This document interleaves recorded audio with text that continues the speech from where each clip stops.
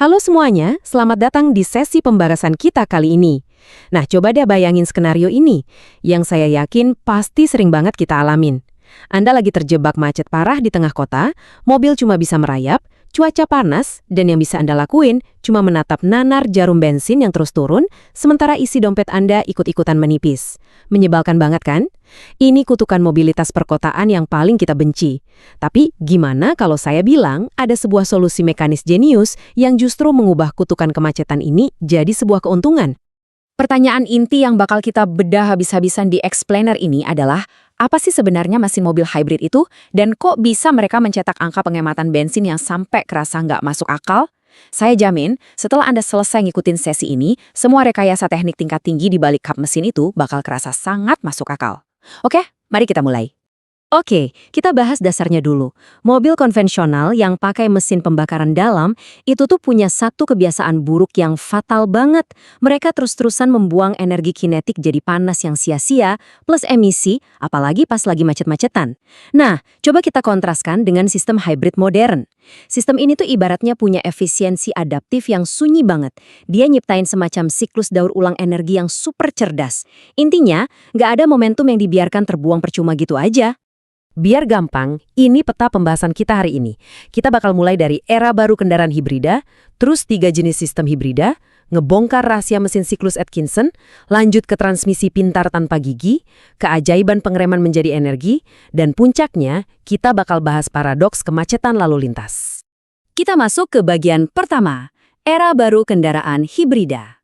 Jadi gini, industri otomotif sekarang kan lagi ditekan habis-habisan ya, buat nurunin emisi. Tapi di sisi lain, konsumen itu takut banget sama yang namanya range anxiety atau rasa was-was kehabisan baterai di tengah jalan tol. Jawabannya, HEV alias Hybrid Electric Vehicle. Ini adalah teknologi jembatan yang paling revolusioner. Tolong dicatat ya, ini bukan sekedar mobil bensin biasa yang iseng ditempelin baterai. Ini adalah kompromi termomekanis tingkat tinggi yang dengan mulus nangkep tenaga yang tadinya mau kebuang, terus didaur ulang jadi listrik buat dorong mobilnya lagi. Jenius banget kan? Nah, lanjut ke bagian kedua. 3 jenis sistem hibrida.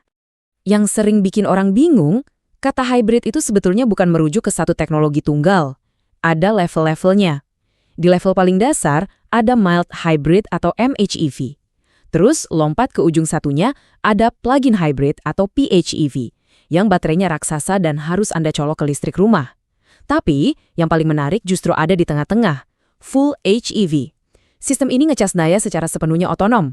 Anda nggak perlu repot nyari colokan, karena dia nambang listrik sendiri dari mesin bensin dan putaran rodanya. Praktis banget. Kita masuk ke bagian ketiga, dan ini mulai sedikit teknis. Rahasia mesin siklus Atkinson. Buat dapetin efisiensi super ajaib ini, para insinyur harus ngerombak cara mesin mobil bernapas. Kalau mobil biasa itu pakai yang namanya siklus Otto, mobil hybrid pakai siklus Atkinson.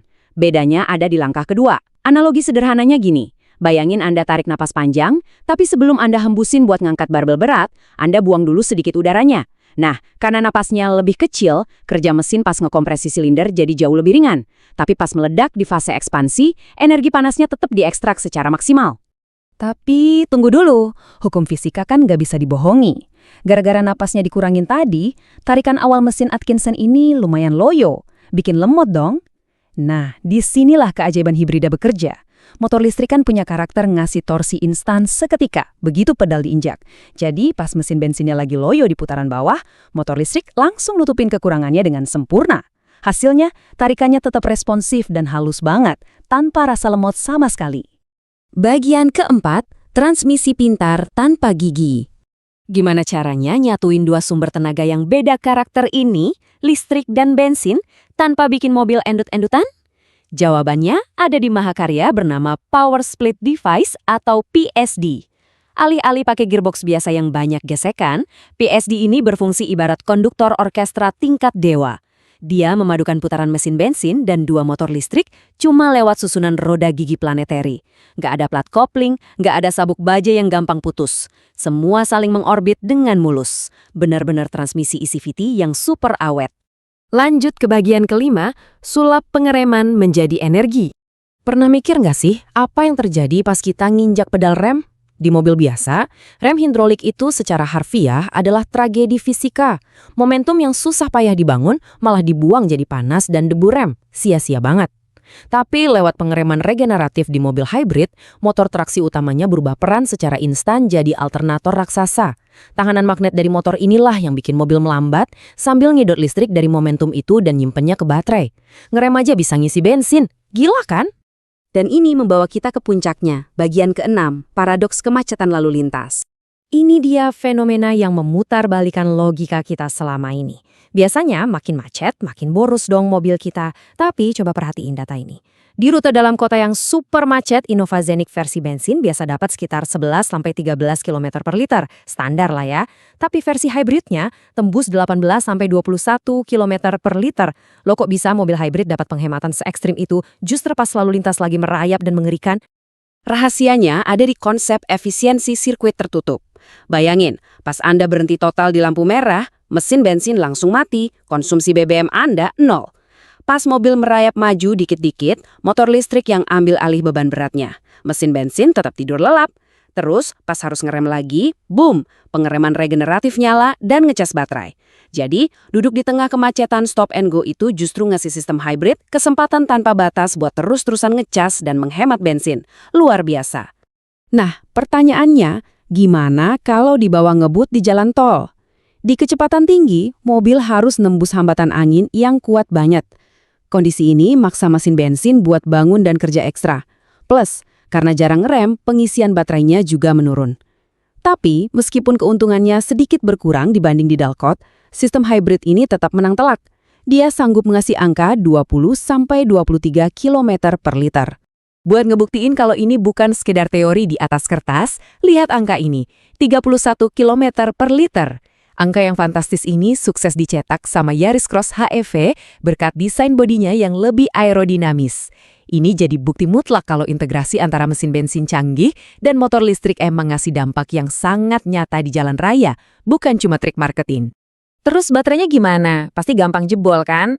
Tunggu dulu. Baterai itu ada banyak jenisnya. Lithium ion emang ringan dan padat energi, cocok buat mobil PHEV atau EV murni. Tapi tahu nggak kenapa banyak pabrikan besar tetap setia pakai baterai tipe lama yaitu nikel metal hidrida atau NMH buat mobil full HEV mereka?